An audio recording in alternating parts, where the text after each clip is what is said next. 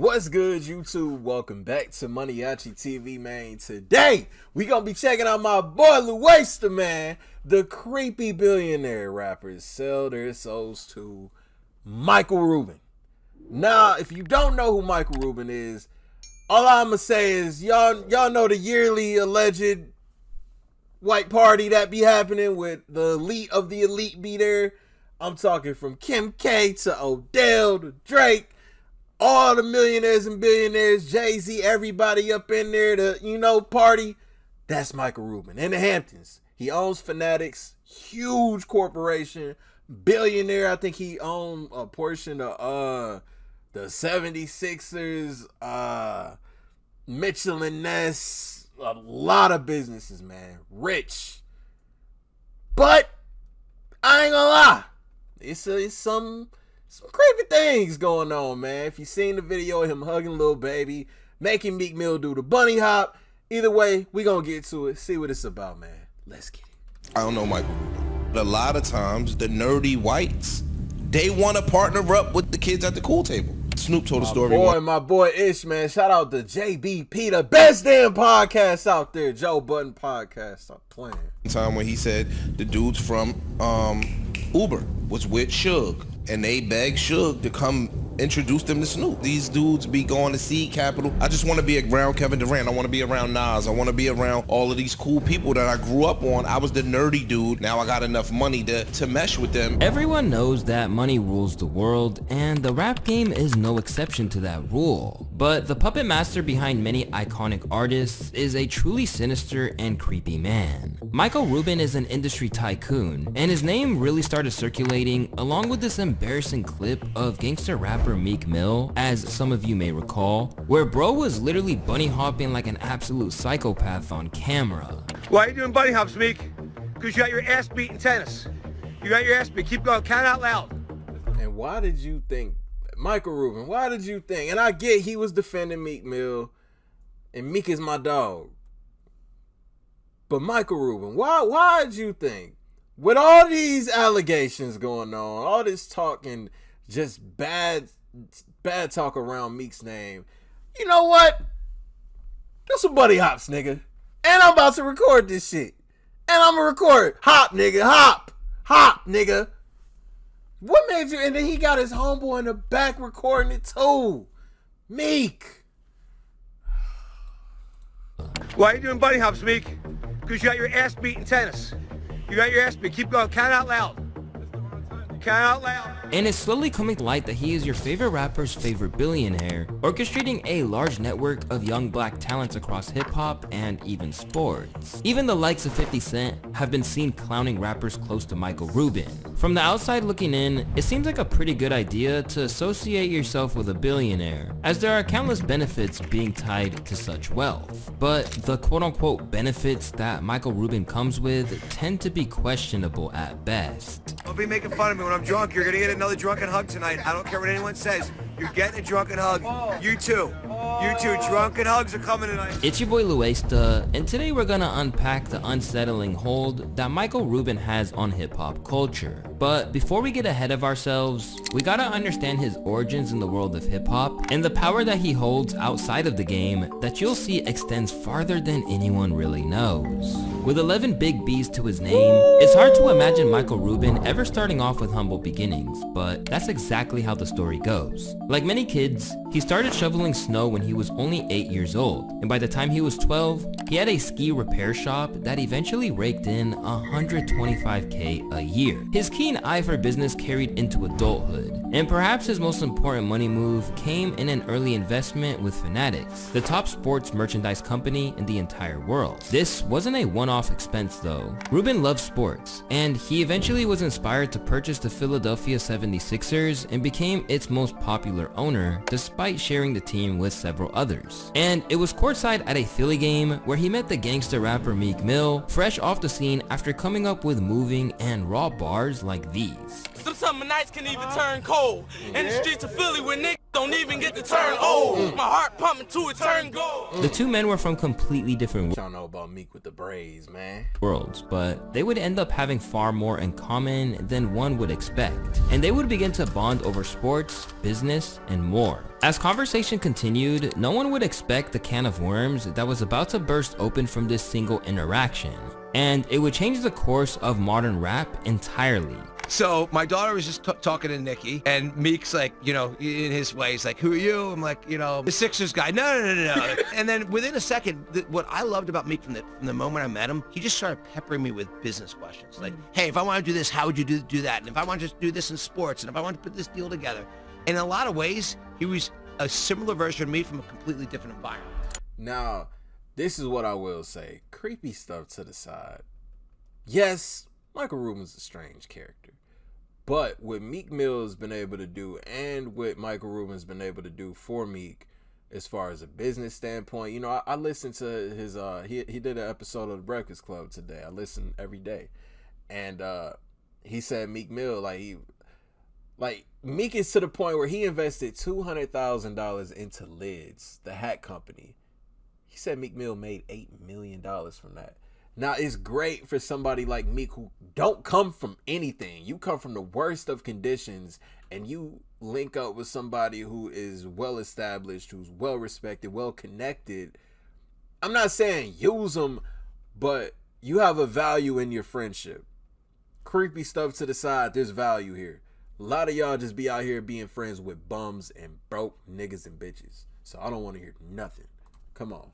They continued to meet a few times as a friendship was truly beginning to form, and in their talks, Rubin would eventually learn about Meek Mill's ongoing legal struggle. One night, maybe we'd hung out at the games maybe 10 times, and we were at halftime. And I'll remember this for the rest of my life. I said, hey, I'm going with some friends to the Brigada afterwards. You want to come? He said, I'm not allowed. I'm like, do you need permission from your mom? It's literally what I said to him. I said, you need permission from your mom? I was joking. I was being a wise ass. Yeah. He's like, no, I'm on probation. I'm like, how's this probation thing work? He's like, I'm not allowed to leave. You can't go across the bridge. 10 minutes. He's like, I'm not allowed. I'll get arrested. I'm like, what'd you do again? You see, Meek Mill was under serious pressure from a 2007 incident involving a case where he was locked up for illegal firearm and possession. He got 2 years behind bars plus 5 years probation, and when his probation period was supposed to expire, a hard-ass judge continued to hold him on a legal leash. And things would not change for him as he grew older, even though his rap career was flourishing. In 2017, Meek picked up more probation charges for popping Willie and getting mixed up in an airport brawl, violating his current restrictions. And when Michael heard about his new friend's struggle and realized it was a problem on the judge's end, he decided to step in. I'm not gonna say who I called. I started calling people of importance to find out, is everything he's telling me true? Like, I was hearing all I was hearing was everyone loves him, but he's got this crazy judge. But you know what? I want to make sure I'm always on guard. If you're in my situation, you're always. And so I kept getting back. He's done everything he's been asked from a probation perspective. You know, he's well liked. He's a good guy. Yeah, he's a little bit on rap time sometimes, but this is a good guy. You know, he's doing lots of charitable things. I wrote this letter, which I never thought it would become public. It became very public. I wrote this letter and basically talked about my relationship with him. I basically said, like, look, this has become one of my closest friends. Like, you know, he knows my daughter well, he knows my mom, you know, he knows, you know, all of my, you know, partners in the Sixers. Despite Rubin... See? Friendship with value. This man wrote a letter. Man. Y'all niggas, on the other hand, be telling on each other. Your homeboy ain't gonna write a letter from you. Homeboy ain't got no pull. Your homeboy gonna tell on you. Michael Rubin said, let me get to the bottom of this. Rubin's letter and his appearance in court during the hearing, the judge still sentenced Meek to 2 to 4 years in prison. This was a shocking verdict considering everyone involved had strongly recommended against prison time, including the parole officer. It was abundantly clear that the judge had a vendetta against the young Philly native, but lucky for Meek... And Meek had a black judge too, which is crazy. Black judge going against a black millionaire who, yes, he be on rapper time, but he also gives back, man. To be against that, man, is crazy, boy. He had a billionaire friend in his corner of the ring. I look at Meek, and he always wants to be Mr. Tough Guy. His eyes turn pink. You know, there's tears coming out of his eyes. I can't remember the last time anything made me tear up. I have tears coming out of my eyes, and I looked at him, I'm like, I will not stop until you're out of prison and she's off the bench. And that's exactly what he sought out to do, pouring over $6 million alongside Jay-Z to hire the best investigators and lawyers to fight for Meek's freedom. And to Millie, it meant the world. You're now sitting in an orange jumpsuit, and you're still smiling from ear to ear. I don't get it. Like he said, if it were me, I'd be so mad. How are you happy? Meek sat there. He thought about it for like a minute. He said, Robert, I've been sent to prison 3 times for never committing a crime. This is my entire life. I've been in and out of this thing my entire life. This is the first time people are fighting for me. You're here to see me today. You know, Michael's been here 20 times. There's a crusade to free Meek. This is the first time that's happened. All that effort was worth it in the end, as the judge would eventually get revealed to be super corrupt, even beyond the courtroom.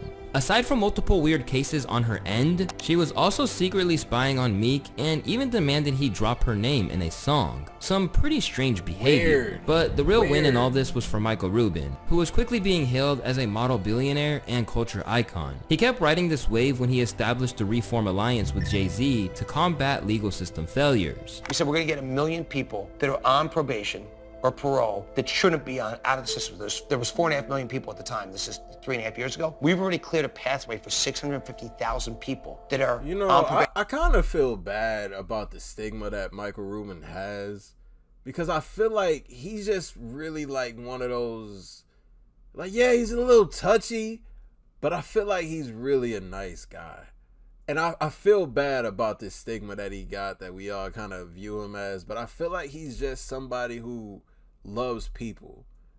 I ain't gonna lie, I hate people. I can't even go to the grocery store without getting irritated when somebody comes into the same damn aisle as me.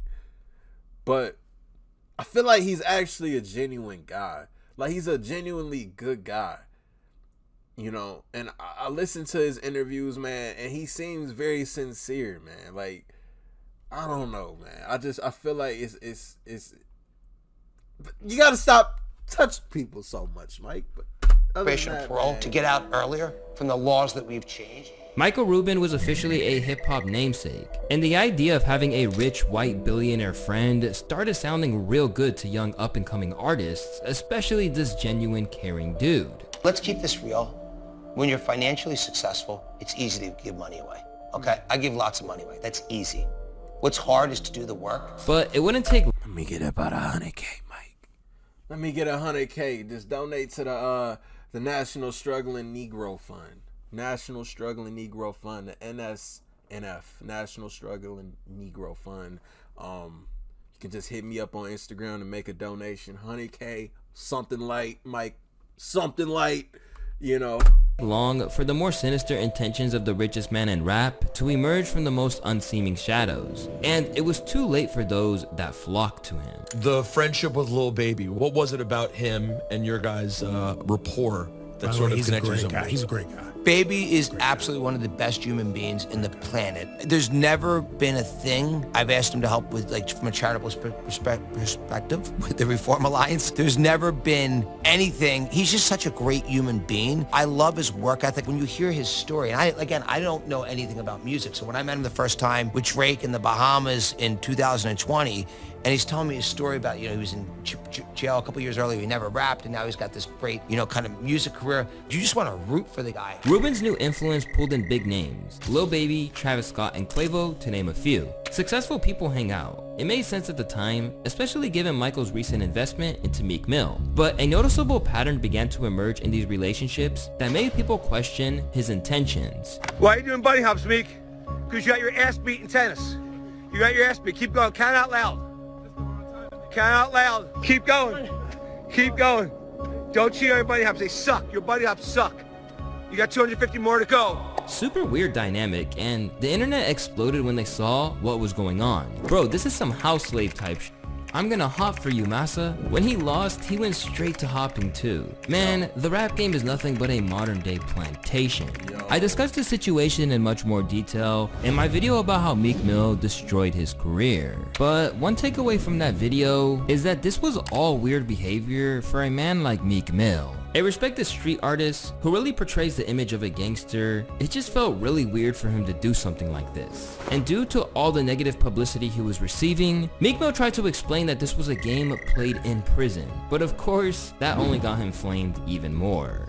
Someone tweeted at him, how much did they pay you to do this? This is the first time he's addressed it. Keep in mind, there's all these Diddy rumors about Meek. There's this, what I believe to be a fake audio about Meek and Diddy engaging in some wrestling for the cereal like he used to do with them. Like he said he used to. People have this assumption that Meek is doing zestivities with Diddy or potentially gay. I don't believe that. So he says, this is a game I started from prison. We used to make killers do bunny hops when they lost because it was too hostile for money. A YouTube channel, the link. This be us. I'm gonna get Rubin to bunny hop for me, okay? LOL. I'm gonna teach him D-Thang hop. I don't even know. Oh, hey, yo. What kind of hop, Meek? D-Thang? The D-Thang hop? I know he ain't talking about the rapper from New York.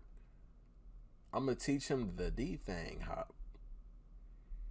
Meek, you my dog! Meek, you my dog, man. Show love to the channel, man. Shout out Meek. It's my dog. I'm gonna get Rubin to bunny hop for me, okay? LOL. I'm gonna teach him D-Thang hop. I don't even know what half of this means. The fact that he said we used to do this in prison and we used to make killers do bunny hops, this is one of those things where if Meek was right next to me and showed me the phone, anybody really, I'm looking at him like, dog, that is not what you want to send out. You used to make killers do bunny hops. What are you talking about? And then I'm gonna get Rubin to bunny hop. And this is the thing, him getting Michael Rubin to bunny hop for him has no effect on Michael Rubin. Most people don't even know Michael Rubin is the owner of the company that he owns. The clip of him doing bunny hops got so much attention that it resurfaced amid the Diddy allegations a while back as well. To make matters worse, this wasn't an isolated incident. Yeah, and I heard the bunny hop videos from like 4 or 5 years ago. Like this wasn't even nothing recent. Lil Baby was another rapper who was a victim of one of Rubin's house bets that caught people's attention, and not for a good reason. What's the bet? I go to sleep 5 to 4, you get 6 braids. 6 braids coming off your head. 6 braids off the back of your head if you fall asleep from 5 p.m. until 4 a.m. My entire head. Bet. Bets between friends aren't unheard of, but the eerie part of all of this is that we never even seen Rubin lose. It leads us to ask questions like, is Lil Baby really gonna get into Rubin's bed and shave his hair? And if Meek lost that bet to anyone else, is he really letting his homies post the video online? The answer is obvious, and the truth becomes crystal clear when we see Kanye, one of the most high self-esteemed humans to ever walk earth at this point, get talked down and demeaned on a post. So this is what really happens with Peter, TV, Kanye. What we do on our way to a Vogue event, ribs and french fries. So what does Rubin have to say about all this? Well, he'll tell you that these are all mutually beneficial relationships, and the business mogul knows he can get to these successful artists for tips and ideas as well. You were asking about Baby before, like, you know, does he come to me for advice?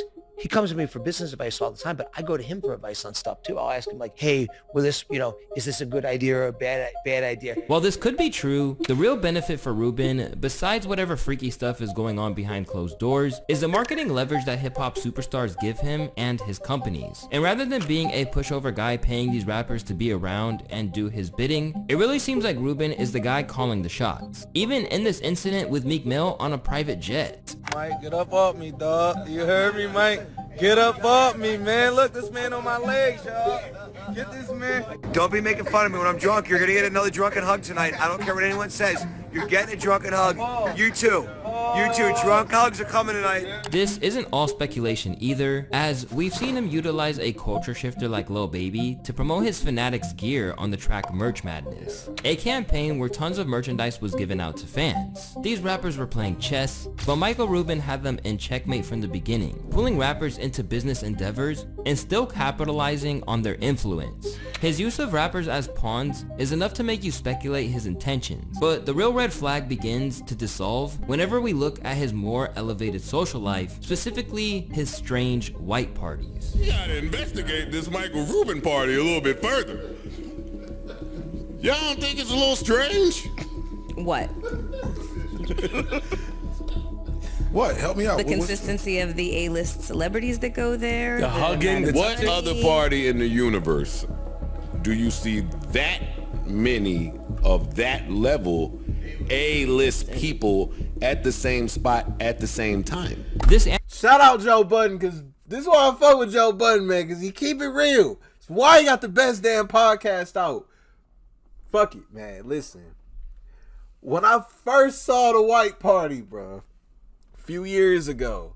I'm like, okay, that's cool. That's cool. And then the next year came and I'm like, oh, okay, they're doing it again. And then I started looking at Jay-Z. Jay-Z's there? Jay-Z don't pop out like that. I'm like, hold on. Just some, like, why are certain people in the same room with certain people?